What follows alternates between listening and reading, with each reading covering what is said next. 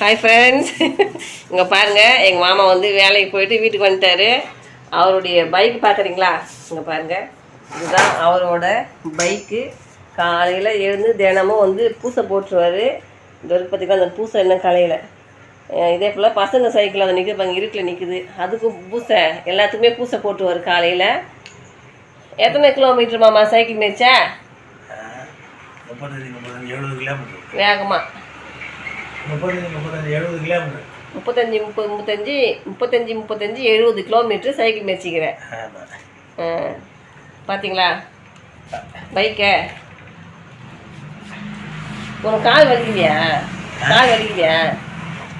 எல்லாம் குழந்தை மேலே பாரத்தை போட்டு கிளம்பி போகிறான். பாருங்கள், இதுதான் அவருடைய பைக்கு. இதில் எதுக்கு இதை சுற்றி வச்சுக்கிறேன்? அதான் இதுதான் சீட் இருக்குது, அப்புறம் எதுக்கு அது? அது வந்து இதாக இருக்குது, மழை பெஞ்சா இது நனையுதா? ஆமாம், அது வீணாகுது, அதுக்காக கட்டி வச்சுக்கிறியா? பார்த்தீங்களா, இந்த பைக்கில் தாங்க அவர் தினமும் 70 கிலோமீட்டர் போயிட்டு வீட்டுக்கு வராரு. சரிவா, வரவேற்கிறேன் வாங்க மச்சான், வாங்க, அந்த வழியை பார்த்து போங்க.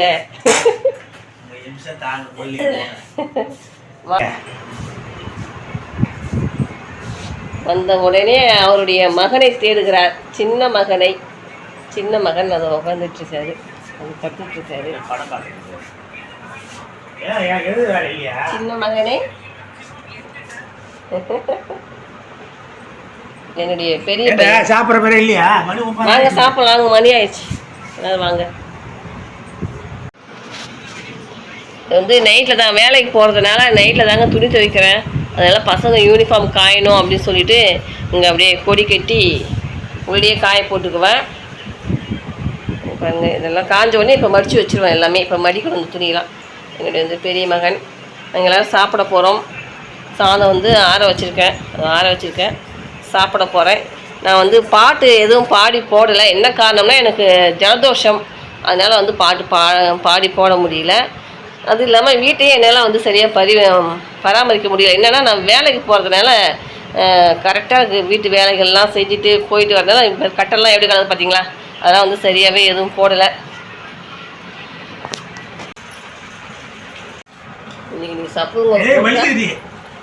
சப்புங்க போட்டால் நீ சாப்பிட்ற. 70 கிலோமீட்டர் சைக்கிள் மேய்க்க மட்டும் தெரியுது இல்லை? பாருங்கள் ஃப்ரெண்ட்ஸ், அவர் தினமும் இந்த சைக்கிள் மேய்ச்சிட்டு உடனே வந்து சாப்பிட உக்காடுறாரா, அதனால் வந்து கால் வலிக்குன்னு சொல்லிட்டு கால் வந்து நீட்டி போட்டு தான் சாப்பிடுவாரு. இன்றைக்கி நீ சப்பரங்கோல் போட்டு தான் சாப்பிட்டே ஆகணும்னு சொன்னேன். அதனால் வந்து ரொம்ப கஷ்டப்பட்டு இன்றைக்கி சப்பரங்கோல் போட்டிருக்கிறாரு. அதே போல் அவர் எப்போ பார்த்தாலும் இந்த கலர்லேயே சட்டை போட்டிருக்காருன்னு சொல்லிட்டு நினைக்காதீங்க. அது வந்து அவருடைய கம்பெனி யூனிஃபார்முங்க. அது கம்பெனியில் வந்து யூனிஃபார்ம் வந்து இதே கலரில் தான் போன வருஷமும் கொடுத்தாங்க. கொஞ்சம் லைட் கலரில் கொடுத்தாங்க, இந்த வருஷம் கொஞ்சம் டார்க்காக கொடுத்துருக்காங்க. அதனால் அவர் பெரும்பாலும் இதே ட்ரெஸ்ஸில் தான் இருப்பார். இன்றைக்கி எங்கள் வீட்டில் வந்து சாம்பார், கொஞ்சம் சிக்கன் வறுவல், அப்புறம் வந்து அவரைக்காய் பொரியல். அது மதியம் செஞ்சது அவரைக்காய் பொரியல். இதுதான் இன்றைக்கி எங்கள் வீட்டில் சாப்பாடு. உங்கள் வீட்டில் எல்லோரும் என்ன சாப்பாடுன்னு சொல்லிட்டு சாப்பிட்டீங்க? எல்லோரும் வந்து இன்றைக்கி உங்கள் வீட்டில் என்ன சாப்பாடு சாப்பிட்டீங்கன்னு சொல்லிட்டு மறக்காமல் கமெண்ட்ஸ் பண்ணுங்கள். பாய்.